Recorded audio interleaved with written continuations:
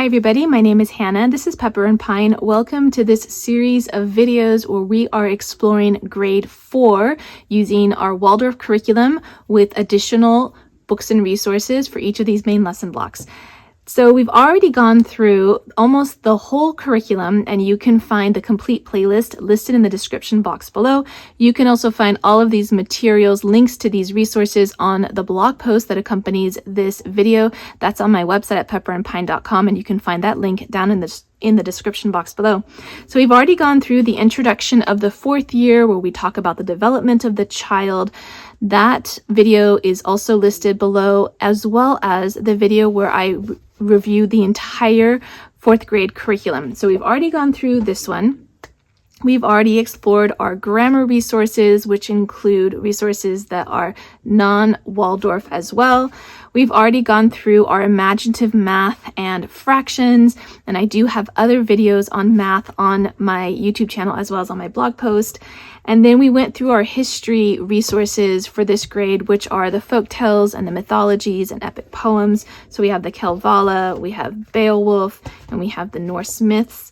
We went through the zoology block, which is the man and animal block, and I shared with you so many books that you can use in order to put together your own main lesson block, or books that you can use to supplement the curriculum. But honestly, it comes with the companion volume, and this is going to include all of the stories that you can use for your man and animal block. And it also comes with drawing simple animal forms so that you can be prepared to draw some of these different animals for the main lesson block.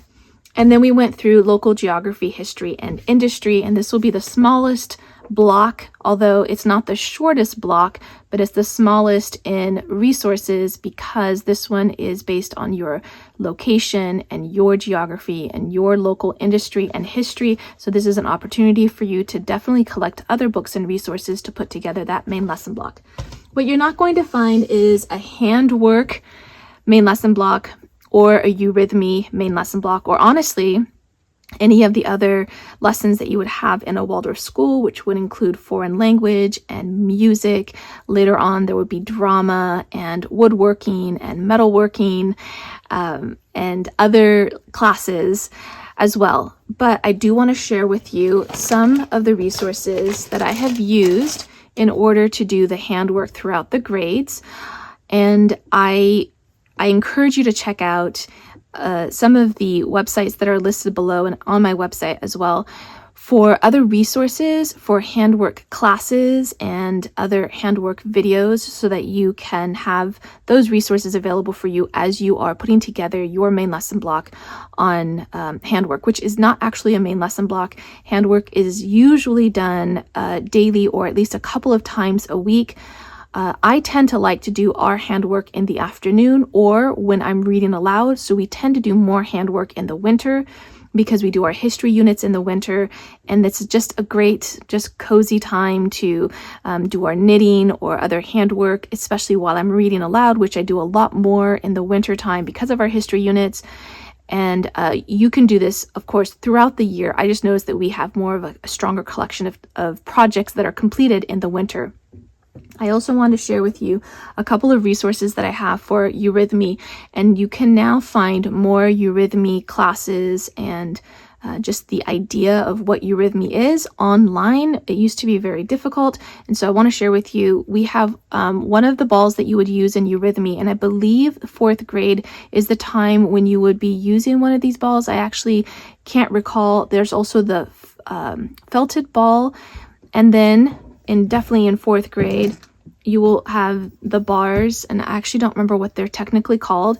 They are made from copper. These ones were gifted to me by my sister who made them. You can easily make these from materials that you would find at the hardware store. These ones are pretty pricey, and you usually only find them at Waldorf supply stores, and they're hammered. They're gorgeous. You could use other weighted balls as well, and you could use your felted ball if you had one, or you can make one as well. And then these ones are definitely used in grade 4 with Eurythmy, and generally Eurythmy is done in groups, but I have seen some really great options and tutorials where you could do this just with one child or with you and your child. But especially in grade 4, when you are doing movements that are best done with other students or in unison, or when you're seeing each of the children go through different positions to form a like a square, for instance. That's really best done with other students. You can either do them, with all of your children, even if they're not in grade 4, or collect a few other students who are in that grade and see if they would like to participate in some of those activities.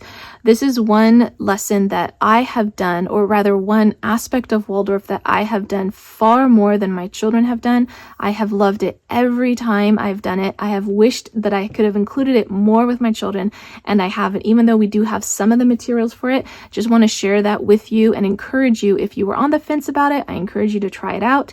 And now that there are so many more options and resources available online, it makes it so much easier to try this out. So these are the 2 bars that you would find in grade 4. There's also the weighted ball, the hammered ball. I don't remember the names given for all of the all of the materials for Eurythmy. There's also a specific dress that's advised, and types of shoes, and there's a lot that goes into it. I'm just giving you barely even scratching the surface.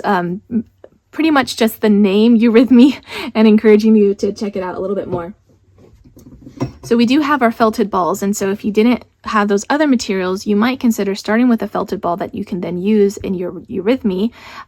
These are 2 projects that you might find in grade 4, and this is a ball that we felted, or wet felted, and this is a ball that we bought, and both of them are projects that I did at a Waldorf conference. And this one was several days to complete the project because we started by wet felting the ball, and it was smaller than this. And one thing that I realized after I started this project, which we did at the same type of Waldorf conference just many years later, this one was purchased from Trader Joe's at a time when they had the wool, I'm not sure if they still have them, but at the time when they had the wool balls for dryer, they were dryer balls. And what I realized as we were working through this project is that these dryer balls are much harder to work on and work through with your needles and your embroidery thread. So if you were considering that as a hack, like as an option instead of making them, I would encourage you not to do that.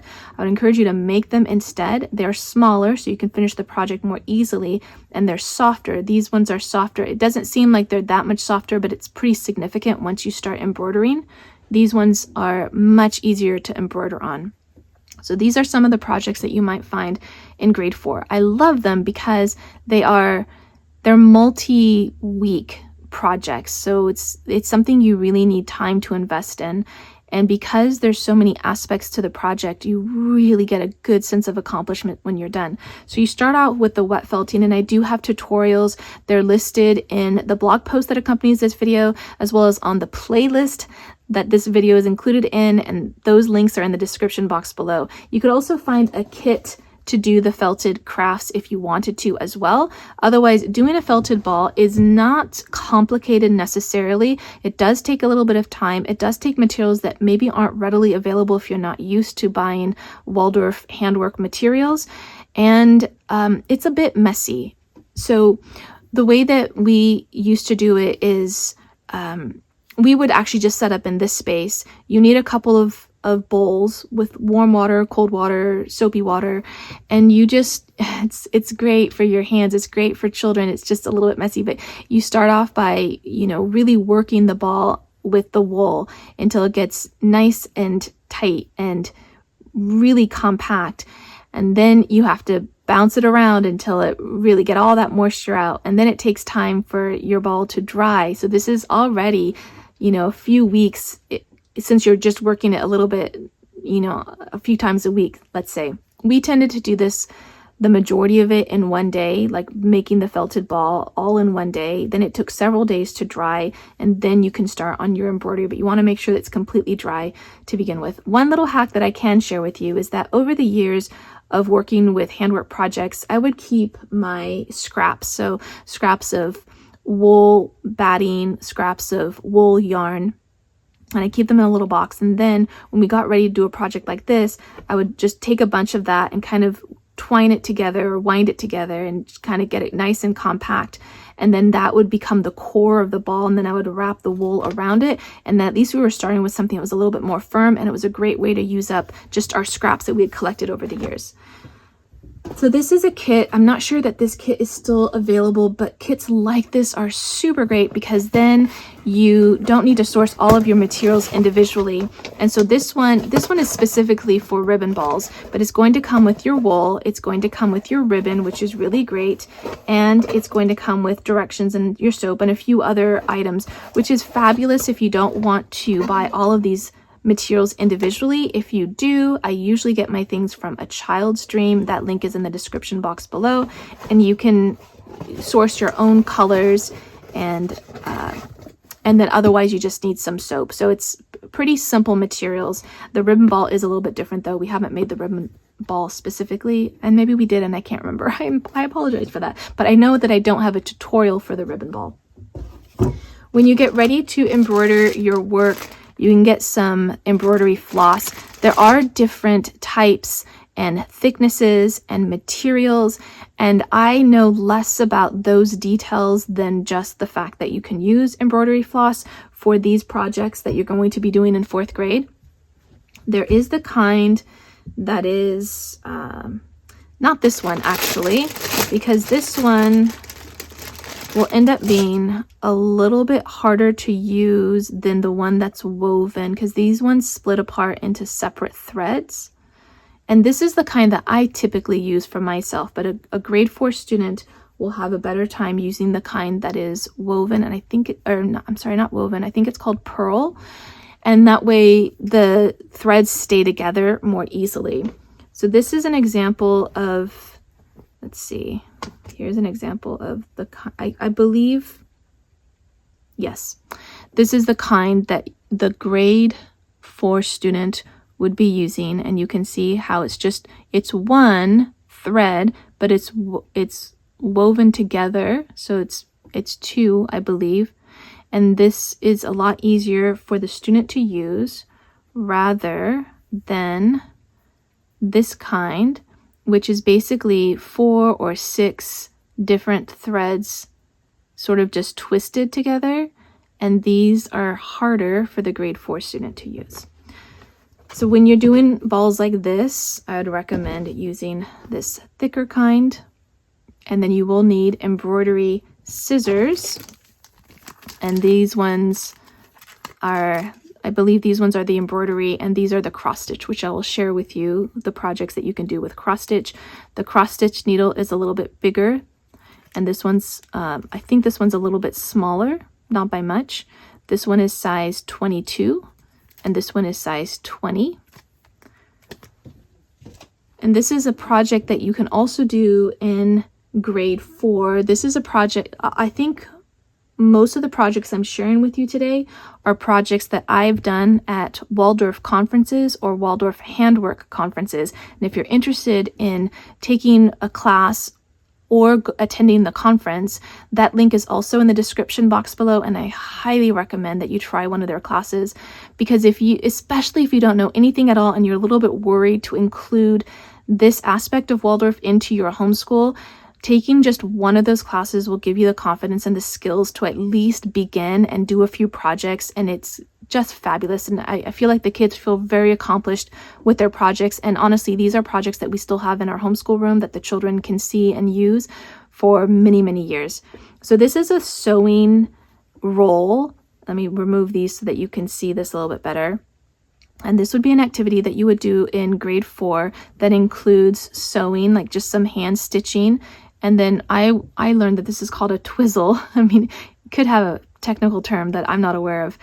And then it includes a little bit of felt so you can put your needles. And then it includes the embroidery, which is a really big part of grade 4. And the initials, that's supposed to be an H. It looks more like a V on the front cover because you want to personalize it. Initials in grade 4 are a really big deal for the student. And then because some of the lessons in Norse mythology and the Kalevala and Beowulf, those ones can be drawn upon when you are doing your embroidery. So that's one of the projects that you might find. in grade 4, I would encourage you to choose the correct kind of embroidery floss, which is also linked on the blog post.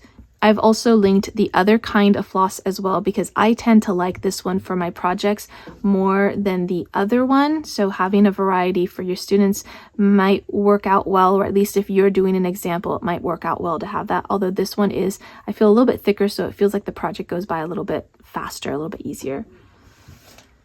Grade 4 includes a lot of cross stitch. So I want to share with you one of the projects that I started and didn't finish, again, something that I learned from the Waldorf conference. I'm going to share with you the things not to do. Don't choose these colors. These are not the right colors to choose for the grade 4 students. Certainly you could if you wanted to. I was trying to do something earthy. Earthy colors aren't really a fourth grade thing to do. I would choose more primary colors or colors that are brighter. Yeah, not these ones. So the other thing that you will notice with a project, with the cross-stitch projects, is that usually, or even with the embroidery projects, usually they're going to be 4 things that you are using in some way: bags, a pencil case. And so what I learned is that you want there to be an indication, a movement with your artwork, with your cross-stitch, with your embroidery that indicates what part of the project is the opening. So in this case, the opening would be up here.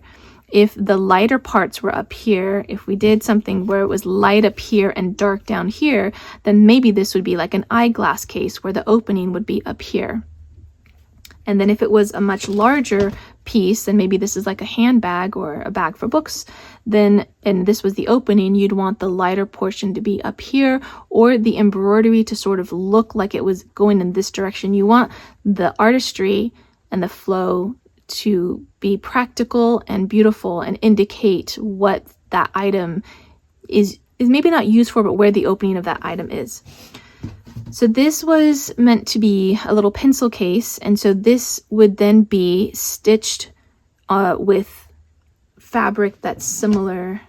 This is the project that my daughter started, and so this kind of muslin or cotton lining would also be used on this one. And then you could do a zipper or a snap, or we had learned how to use a measuring tape, a metal measuring tape, to make a little snappy opening, which was kind of a neat, unique way to do an opening. So this would be a project that would span many days or weeks or months even, because cross stitch is a very slow process. And I don't have the greatest example down here of the cross stitch just because there are multiple colors that are being used, but up here you have a better example of the way that you want the cross stitch to look, because you're going to be doing cross stitch in a way that where you come in and where you go out is going to be the same. Each stitch that you do is going to be the same, so that the back is going to give you 2 little railroad tracks. And that indicates that you have done a great job and that you haven't been sporadic or random, I should say, about your stitches. So you want your stitches to be the same all the way through with each stitch. Obviously, with a project like this, that's not going to happen when you're trying to intersperse other colors together to give you sort of an ombre effect. That was my attempt. You can see that I did not achieve that, and why these colors and also this design, while it was my attempt at doing the project, I did not accomplish the goals very well. So I have another one here to practice before I take this to my daughter, who's not in 4th grade, but I still want her to do this project anyway, because we did more embroidery at this stage versus cross stitch, and that was because I did not know how to do cross stitch. But now I want to share with you some alternatives to what you would typically find in the curriculum, because the curriculum is going to show you cross-stitch ideas that are more Eurocentric, and they're going to show you embroidery that's going to coordinate with the history or mythology units. So you have the Norse mythology, Beowulf, and Kalevala, and that's all Northern European. And so the cross stitch and the embroidery is going to be reflective of those main lesson blocks. So I want to share with you some alternatives so that you can maybe do things that are more like from a different culture, or that maybe are more appropriate for you, your religion, or your location. So these are different embroidery kits that are from Palestine or by Palestinians. And this Tatriz kit, I haven't opened it yet, but there is hopefully going to be a video on this project and an unboxing, an official unboxing. So look out for that one. It will be in the playlist once it's posted. So what I've learned is that there are different regions within Palestine that have different types of embroidery, and each one has its own unique design or colors or different emblems. And this one's from the Ramallah region, and this one is a beginner level, but I would say beginner for adults. And while I did talk to the people who created this kit, they did say a child of 9 or 10 could do this, and I would say that they could, but with assistance. Like, you would need to supervise and maybe really help along the way until they got much better at it. But definitely beginner for an adult, and definitely children and teenagers can do this as well. And if you're working with younger children, because this kit includes finer embroidery thread and a smaller embroidery fabric, like this one's quite large, you can see, and I apologize, I do not remember the names for all the embroidery fabric, but there are different names depending on how many threads or how large it is. And this one is a really good size for the grade 4 student. This particular one is linked, as well as these kits, but this particular fabric is linked because it's the right one for grade 4. And so if you wanted to include some embroidery that was from a different culture, I encourage you to try out this kit. The Ramallah sampler, this Tatriz kit is from a different vendor. This one is actually a little bit easier in my opinion. And the fabric is still the smaller kind, if you can see the difference. But the design seemed, I liked the idea of being able to do a little bit of the different designs. So it's not going to have like an actual, say, I've seen ones that have like, say, a camel or a masjid or Dome of the Rock. They'll have like different images. This one's going to teach you the different symbols or the different emblems, motifs. And I like this idea because then once you learn this, then you can decorate other things with whatever design you want based on this being somewhat of like a tutorial to teach you the different designs. It also comes with the embroidery floss. And if you notice, this embroidery floss is the kind that I would say an older student or an adult would use more so and more easily than this kind here. And this one does come with the hoop as well as the bag and the instruction guide. I think that this one would be really great for a grade 4 student with some help because it is based on the fabric that's a little bit smaller. You could consider doing these same motifs on the larger cross-stitch fabric. However, I would say that I would do this project and this project after some basics are learned, and those basics might be something like this. So this one, this is machine embroidered, and this was just, this is not made in Palestine or by Palestinians, but this is an example of a very traditional type of embroidery. This is machine embroidered, which is still considered embroidery, but it's not hand embroidered. There are differences, but I just want to point that out. And this is really beautiful, quite time consuming to make. And something like this was made by a Palestinian, and these are probably, let's see, actually, yeah, they are similar or the same as this motif right here. This one is a little different than what you might do in the 4th grade classroom, only because you can see that it's not lighter at one side where the opening is. This is an actual very solid design rather than an ombre look for the bag. But the reason why I like it and the reason why I'm sharing it with you is as an alternative to the cross stitch. If you wanted to do something that represented a different culture, this is the kind of thing that you would find, even if it doesn't match the objective of the Waldorf curriculum.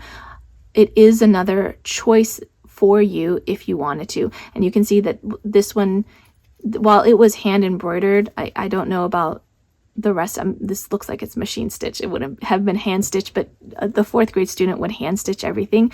This is their version of a twizzle. It looks like it's made with, they have them where you can kind of crank it and come out with like a rope like this. They also have the other kind that is foam, and it's circular, and you pull the different threads across and it starts to make this same kind of shape. And then it has the zipper. So this is another option for you for the handwork for grade 4. I only have one more thing to share with you, and that is something that you're going to find starting in kindergarten, maybe grade 1, and that is the Stockmar beeswax modeling beeswax.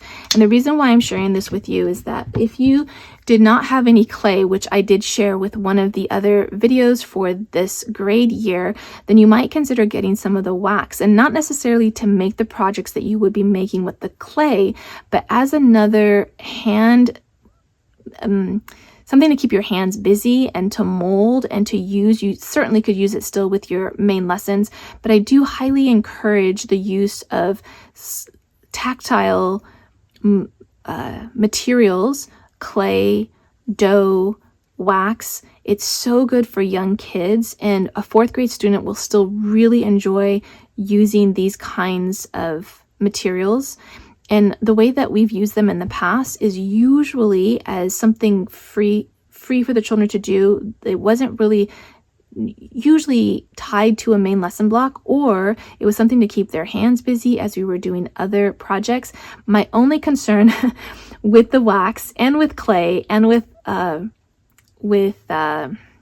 dough is that if you're not careful, you're going to find it in the carpet and on the tile and on the hardwood floors and everywhere, just because little pieces end up just getting everywhere.